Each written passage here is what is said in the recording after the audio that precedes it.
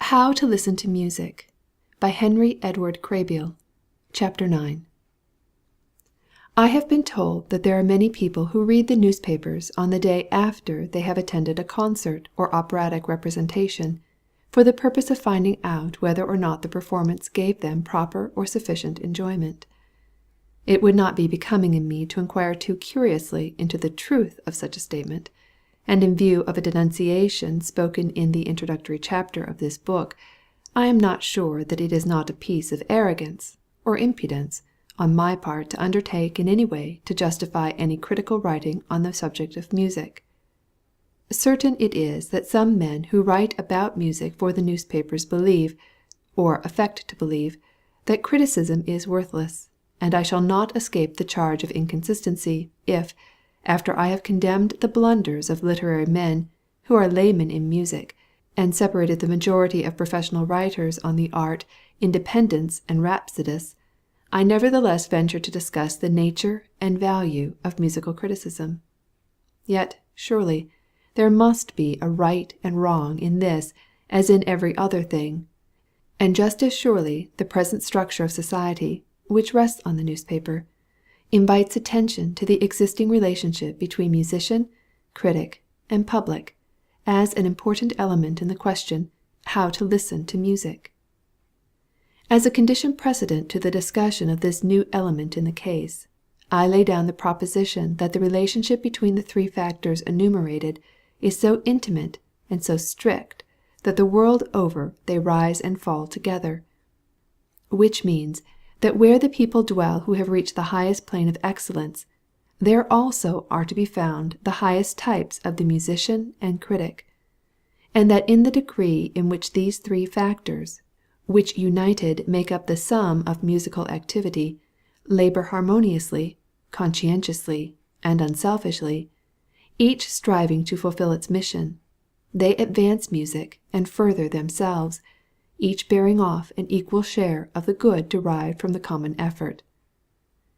I have set the factors down in the order which they ordinarily occupy in popular discussion, and which symbolizes their proper attitude toward each other and the highest potency of their collaboration. In this collaboration, as in so many others, it is conflict that brings life. Only by a surrender of their functions, one to the other, could the three apparently dissonant yet essentially harmonious factors be brought into a state of complacency. But such complacency would mean stagnation. If the published judgment on compositions and performances could always be that of the exploiting musicians, that class, at least, would read the newspapers with fewer heart-burnings. And if the critics had a common mind and it were followed in concert-room and opera-house, they, as well as the musicians, would have need of fewer words of displacency and more of approbation. If, finally, it were to be brought to pass that for the public nothing but amiable diversion should flow simultaneously from platform, stage, and press, then for the public would the millennium be come. A religious philosopher can transmute Adam's fall into a blessing, and we can recognize the wisdom of that dispensation which put enmity between the seed of Jubal, which was the father of all such as handle the harp and pipe, and the seed of Saul, who, I take it, is the first critic of record, and a vigorous one too, for he accentuated his unfavorable opinion of a harper's harping with a javelin thrust. We are bound to recognize that between the three factors there is, ever was, and ever shall be, in secula seculorum, an irrepressible conflict, and that in the nature of things the middle factor is the Ishmaelite whose hand is raised against everybody, and against whom everybody's hand is raised. The complacency of the musician and the indifference, not to say ignorance, of the public ordinarily combine to make them allies, and the critic is, therefore, placed between two millstones, where he is vigorously rasped on both sides, and whence, being angular and hard of outer shell, he frequently requites the treatment received with complete and energetic reciprocity. Is he therefore to be pitied? Not a bit, for in this position he is performing one of the most significant and useful of his functions, and disclosing one of his most precious virtues. while musician and public must perforce remain in the positions in which they have been placed with relation to each other, it must be apparent at half a glance that it would be the simplest matter in the world for the critic to extricate himself from his predicament. He would only need to take his cue from the public, measuring his commendation by the intensity of their applause, his dispraise by their signs of displeasure, and all would be well with him.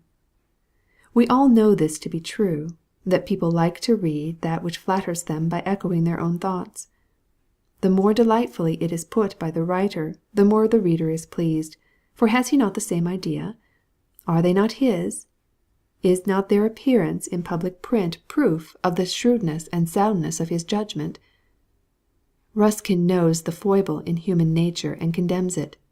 You may read in Sesame and Lilies, "Very ready are we to say of a book, 'How good this is!' That's exactly what I think. But the right feeling is, 'How strange that is! I never thought of that before, and yet I see it is true, or if I do not now, I hope I shall, some day.' But whether thus submissively or not, at least be sure that you go at the author to get at his meaning, not to find yours. Judge it afterwards if you think yourself qualified to do so, but ascertain it first."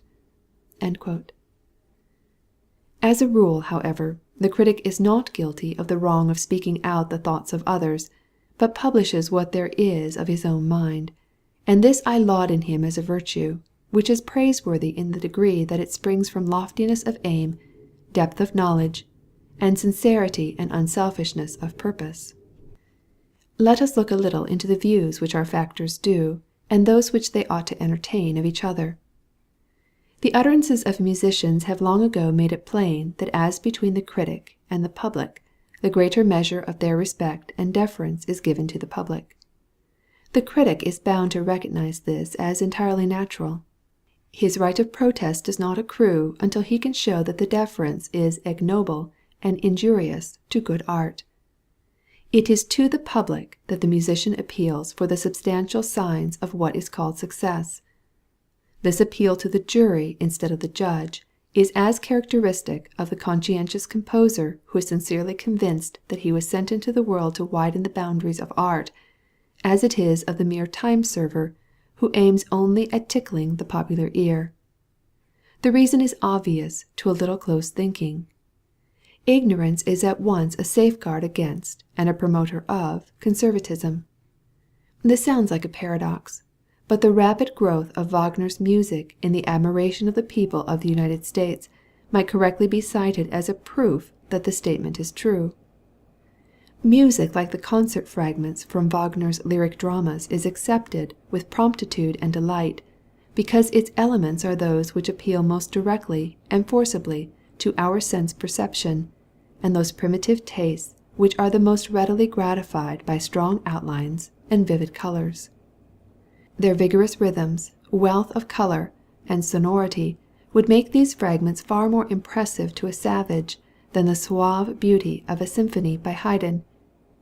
Yet do we not all know that while whole-hearted, intelligent enjoyment of a Haydn symphony is conditioned upon a considerable degree of culture, an equally whole-hearted, intelligent appreciation of Wagner's music presupposes a much wider range of sympathy, a much more extended view of the capabilities of musical expression, a much keener discernment, and a much profounder susceptibility to the effects of harmonic progressions? And is the conclusion not inevitable, therefore, that on the whole the ready acceptance of Wagner's music by a people is evidence that they are not sufficiently cultured to feel the force of that conservatism which made the triumph of Wagner consequent on many years of agitation in musical Germany? In one case the appeal is elemental, in the other spiritual. He who wishes to be in advance of his time does wisely in going to the people instead of the critics, just as the old fogey does when music belongs to the time when sensuous charm summed up its essence. There is a good deal of ambiguity about the stereotyped phrase, ahead of one's time. Rightly apprehended, great geniuses do live for the future rather than the present. But where the public have the vastness of appetite and scantness of taste peculiar to the ostrich, there it is impossible for a composer to be ahead of his time.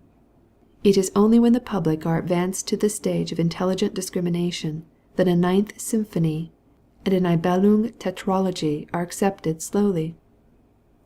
Why the charlatan should profess to despise the critic and pay homage only to the public scarcely needs an explanation. It is the critic who stands between him and the public he would victimize. Much of the disaffection between the concert giver and the concert reviewer arises from the unwillingness of the latter to enlist in a conspiracy to deceive and defraud the public. There is no need of mincing phrases here. The critics of the newspaper press are besieged daily with requests for notices of a complimentary character touching persons who have no honest standing in art. They are fawned on, truckled to, cajoled, subjected to the most seductive influences, sometimes bribed with a woman's smiles or a manager's money. And why? To win their influence in favor of good art, think you? No, to feed vanity and greed. When a critic is found of sufficient self-respect and character to resist all appeals and to be proof against all temptations, who is quicker than the musician to cite against his opinion the applause of the public, over whose gullibility and ignorance, perchance, he made merry with the critic while trying to purchase his independence and honor? It is only when the musicians divide the question touching the rights and merits of public and critic, that they seem able to put a correct estimate upon the value of popular approval. At the last the best of them are willing, with Ferdinand Hiller, to look upon the public as an elemental power like the weather, which must be taken as it chances to come. With modern society resting upon the newspaper, they might be willing to view the critic in the same light, but this they will not do so long as they adhere to the notion that criticism belongs of right to the professional musician, and will eventually be handed over to him. As for the critic, he may recognize the naturalness and reasonableness of a final resort for judgment to the factor for whose sake art is, i.e., the public, but he is not bound to admit its unfailing righteousness. Upon him, so he be worthy of his office, weighs the duty of first determining whether the appeal is taken from a lofty purpose or a low one, and whether or not the favored tribunal is worthy to try the case. Those who show a willingness to accept low ideals cannot exact high ones. The influence of their applause is 1,000-fold more injurious to art than the strictures of the most acrid critic. A musician of Schumann's mental and moral stature could recognize this, and make it the basis of some of his most forcible aphorisms. It pleased or it did not please, say the people, as if there were no higher purpose than to please the people. The most difficult thing in the world to endure is the applause of fools. The belief professed by many musicians, professed, not really held, that the public can do no wrong, unquestionably grows out of a depreciation of the critic rather than an appreciation of the critical acumen of the masses. This depreciation is due more to the concrete work of the critic, which is only too often deserving of condemnation, than to a denial of the good offices of criticism. This much should be said for the musician, who is more liable to be misunderstood and more powerless against misrepresentation than any other artist. A line should be drawn between mere expression of opinion and criticism. It has been recognized for ages, you may find it plainly set forth in Quintilian and Cicero, that in the long run the public are neither bad judges nor good critics. The distinction suggests a thought about the difference in value between a popular and a critical judgment. The former is, in the nature of things, ill-considered and fleeting. It is the product of a momentary gratification or disappointment. In a much greater degree than a judgment based on principle and precedent, such as a critic's ought to be, it is a judgment swayed by that variable thing called fashion, qual pium al vento. But if this be so, we ought plainly to understand the duties and obligations of the critic. Perhaps it is because there is much misapprehension on this point that critics' writings have fallen under their own condemnation. I conceive that the first, if not the sole, office of the critic should be to guide public judgment. It is not for him to instruct the musician in his art. If this were always borne in mind by writers for the press, it might help to soften the asperity felt by the musician towards the critic, and possibly the musician might then be persuaded to perform his first office toward the critic, which is to hold up his hands while he labors to steady and dignify public opinion. No true artist would give up years of honorable esteem to be the object for a moment of feverish idolatry. The public are fickle. The garlands they twine, says Schumann, they always pull to pieces again to offer them in another form to the next comer who chances to know how to amuse them better. Are such garlands worth the sacrifice of artistic honor? If it were possible for the critic to withhold them, and offer instead a modest sprig of enduring bay, would not the musician be his debtor? Another thought. Conceding that the people are the elemental power that Hiller says they are, who shall save them from the changeableness and instability which they show in relation to music and her votaries? Who shall bid the restless waves be still? We, in America, are a new people, a vast hodgepodge of varied and contradictory elements. We are engaged in conquering a continent, employed in a mad scramble for material things. We give feverish hours to win the comfort for our bodies that we take only seconds to enjoy. The moments which we steal from our labors we give grudgingly to relaxation, and that this relaxation may come quickly, we ask that the agents which produce it shall appeal violently to the faculties which are most easily reached. Under these circumstances, whence are to come the intellectual poise, the refined taste, the quick and sure power of analysis which must precede a correct estimate of the value of a composition or its performance? A taste or judgment, said Shaftesbury, does not come ready formed with us into this world. Whatever principles or materials of this kind we may possibly bring with us, a legitimate and just taste can never be begotten, made, conceived, or produced without the antecedent labor and pains of criticism.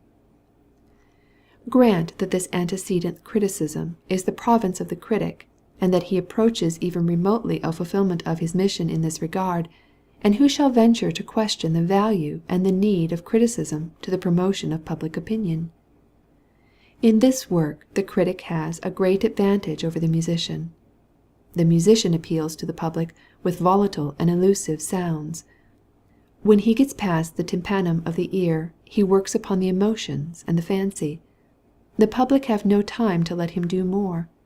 For the rest, they are willing to refer him to the critic, whose business is continually to hear music for the purpose of forming opinions about it and expressing them. The critic has both the time and the obligation to analyze the reasons why and the extent to which the faculties are stirred into activity.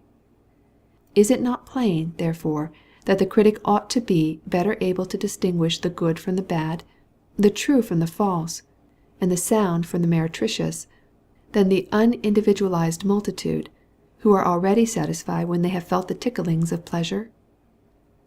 But when we place so great a mission as the education of public taste before the critic, we saddle him with a vast responsibility which is quite evenly divided between the musician and the public. The responsibility toward the musician is not that which we are accustomed to hear harped on by the aggrieved ones on the day after a concert. It is toward the musician only as a representative of art, and his just claims can have nothing of selfishness in them. The abnormal sensitiveness of the musician to criticism, though it may excite his commiseration and even honest pity, should never count with the critic in the performance of a plain duty. This sensitiveness is the product of a low state in music as well as criticism, and in the face of improvement in the two fields, it will either disappear or fall under a killing condemnation. The power of the press will here work for good. The newspaper now fills the place in the musician's economy which a century ago was filled in Europe by the courts and nobility. Its support, indirect as well as direct, replaces the patronage which erstwhile came from these powerful ones. The evils which flow from the changed conditions are different in extent, but not in kind, from the old. Too frequently for the good of art that support is purchased by the same crookings of the pregnant hinges of the knee that were once the price of royal or noble condescension. If the tone of the press at times becomes arrogant, it is from the same causes that raised the voices and curled the lips of the petty dukes and princes, to flatter whose vanity great artists used to labor. The musician knows as well as any one how impossible it is to escape the press, and it is, therefore, his plain duty to seek to raise the standard of its utterances, by conceding the rights of the critic, and encouraging honesty, fearlessness, impartiality, intelligence, and sympathy wherever he finds them. To this end he must cast away many antiquated and foolish prejudices. He must learn to confess with Wagner, the arch enemy of criticism, that blame is much more useful to the artist than praise, and that the musician who goes to destruction because he is faulted deserves destruction. He must stop the contention that only a musician is entitled to criticize a musician, and without abating one jot of his requirements as to knowledge, sympathy, liberality, broad-mindedness, candor, and incorruptibility on the part of the critic, he must quit the foolish claim that to pronounce upon the excellence of a rag-out one must be able to cook it. If he will not go farther, he must, at least, go with the elder Disraeli to the extent of saying that the talent of judgment may exist separately from the power of execution. One need not be a composer, but one must be able to feel with a composer before he can discuss his productions as they ought to be discussed. Not all the writers for the press are able to do this. Many depend upon effrontery and a copious use of technical phrases to carry them through. The musician, alas, encourages this method whenever he gets a chance. 9 times out of 10, when an opportunity to review a composition falls to him, he approaches it on its technical side. Yet music is of all the arts in the world the last that a mere pedant should discuss. But if not a mere pedant, then neither a mere sentimentalist. If I had to choose between the merits of 2 classes of hearers, one of whom had an intelligent appreciation of music without feeling emotion, the other an emotional feeling without an intelligent analysis, I should unhesitatingly decide in favor of the intelligent non-emotionalist, and for these reasons. The verdict of the intelligent non-emotionalist would be valuable as far as it goes, but that of the untrained emotionalist is of not the smallest value. His blame and his praise are equally unfounded and empty. So writes Dr. Stainer, and it is his emotionalist against whom I uttered a warning in the introductory chapter of this book, when I called him a rhapsodist, and described his motive to be primarily a desire to present himself as a person of unusually exquisite sensibilities. Frequently the rhapsodic style is adopted to conceal a want of knowledge, and, I fancy, sometimes also because ill-equipped critics have persuaded themselves that criticism being worthless, what the public need to read is a fantastic account of how music affects them. Now, it is true that what is chiefly valuable in criticism is what a man qualified to think and feels tells us he did think and feel under the inspiration of a performance.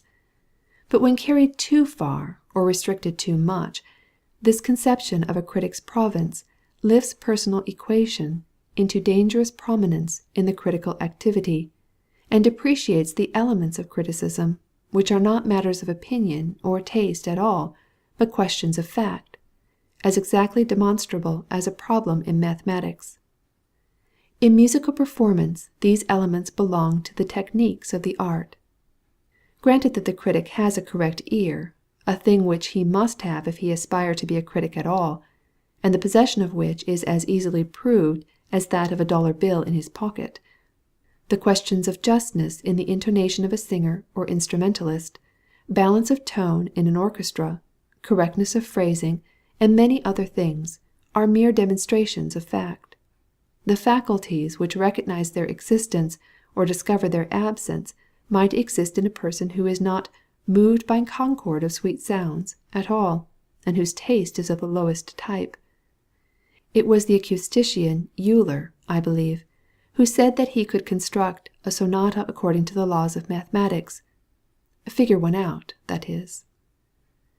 Because music is in its nature such a mystery, because so little of its philosophy, so little of its science is popularly known, there has grown up the tribe of rhapsodical writers whose influence is most pernicious.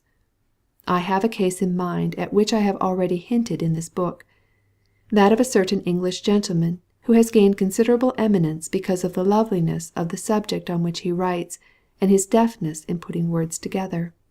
On many points he is qualified to speak, and on these he generally speaks entertainingly. He frequently blunders in details, but it is only when he writes in the manner exemplified in the following excerpt from his book called My Musical Memories that he does mischief. The reverend gentleman, talking about violins, has reached one that once belonged to Ernst. This, he says, he sees occasionally, but he never hears it more except "in the night, under the stars, when the moon is low and I see the dark ridges of the clover hills, and rabbits and hares, black against the paler sky, pausing to feed or crouching to listen to the voices of the night. By the sea, when the cold mists rise, and hollow murmurs, like the low wail of lost spirits, rush along the beach. In some still valley in the south, in midsummer, the slate-coloured moth on the rock flashes sudden into crimson and takes wing, the bright lizard darts timorously, and the singing of the grasshopper." Well, the reader, if he has a liking for such things, may himself go on for quantity. This is intended, I fancy, for poetical hyperbole, but as a matter of fact it is something else, and worse. Mr. Haweis does not hear Ernst's violin under any such improbable conditions. If he thinks he does, he is a proper subject for medical inquiry. Neither does his effort at fine writing help us to appreciate the tone of the instrument. He did not intend that it should, but he probably did intend to make the reader marvel at the exquisite sensibility of his soul to music. This is mischievous, for it tends to make the injudicious think that they are lacking in musical appreciation unless they, too, can see visions and hear voices, and dream fantastic dreams when music is sounding. When such writing is popular, it is difficult to make men and women believe that they may be just as susceptible to the influence of music as the child Mozart was to the sound of a trumpet, yet listen to it without once feeling the need to take leave of their senses, or wandering away from sanity. Moreover, when Mr. Haweis says that he sees but does not hear Ernst's violin more, he speaks most undeserved dispraise of one of the best violin players alive, for Ernst's violin now belongs to and is played by Lady Holly, she that was Madame Norman Neruda. Is there, then, no place for rhapsodic writing and musical criticism? Yes, decidedly. It may, indeed, at times be the best, because the truest, writing. One would convey but a sorry idea of composition were he to confine himself to a technical description of it, the number of its measures, its intervals, modulations, speed, and rhythm. Such a description would only be comprehensible to the trained musician, and to him would picture the body merely, not the soul. One might as well hope to tell the beauty of a statue by reciting its dimensions. But knowledge as well as sympathy must speak out the words, so that they may realize Schumann's lovely conception when he said that the best criticism is that which leaves after it an impression on the reader like that which the music made on the hearer. Read Dr. John Brown's account of one of Halley's recitals, reprinted from The Scotsman, in the collection of essays entitled Spare Hours, if you would see how aptly a sweetly sane mind and a warm heart can rhapsodize without the help of technical knowledge. Beethoven, Dr. Brown is speaking of the Sonata in D, Opus 10, No. 3, begins with a trouble, a wandering and groping in the dark, a strange emergence of order out of chaos, a wild, rich confusion and misrule. Wilful and passionate, often harsh, and, as it were, thick with gloom. Then comes, as if it stole upon the air, the burden of the theme, the still, sad music, largo amesto, so human, so sorrowful, and yet the sorrow overcome, not by gladness, but by something better, like the sea after a dark night of tempest, falling asleep in the young light of morning, and whispering how meek and gentle it can be. This likeness to the sea, its immensity, its uncertainty, its wild, strong glory and play, its peace, its solitude, its unsearchableness, its prevailing sadness, comes more to our minds with this great and deep Master's work than any other." Unquote. That is Beethoven. Once upon a time, it is an ancient fable, a critic picked out all the faults of a great poet and presented them to Apollo. The god received the gift graciously and set a bag of wheat before the critic, with the command that he separate the chaff from the kernels. The critic did the work with alacrity, and turning to Apollo for his reward, received the chaff. Nothing could show us more appositely than this what criticism should not be. A critic's duty is to separate excellence from defect, as Dr. Crotch says, to admire as well as to find fault. In the proportion that defects are apparent, he should increase his efforts to discover beauties. Much flows out of this conception of his duty. Holding it, the critic will bring besides all needful knowledge a fullness of love into his work. "Where sympathy is lacking, correct judgment is also lacking," said Mendelssohn. The critic should be the mediator between the musician and the public. For all new works he should do what the symphonists of the Liszt school attempted to do by means of programs. He should excite curiosity, arouse interest, and pave the way to popular comprehension. But for the old he should not fail to encourage reverence and admiration. To do both these things he must know his duty to the past, the present, and the future, and must adjust each duty to the other. Such adjustment is only possible if he knows the music of the past and present, and is quick to perceive the bent and outcome of novel strivings. He should be catholic in taste, outspoken in judgment, unalterable in allegiance to his ideals, unswervable in integrity. End of chapter 9. An end of How to Listen to Music by Henry Edward Krabier.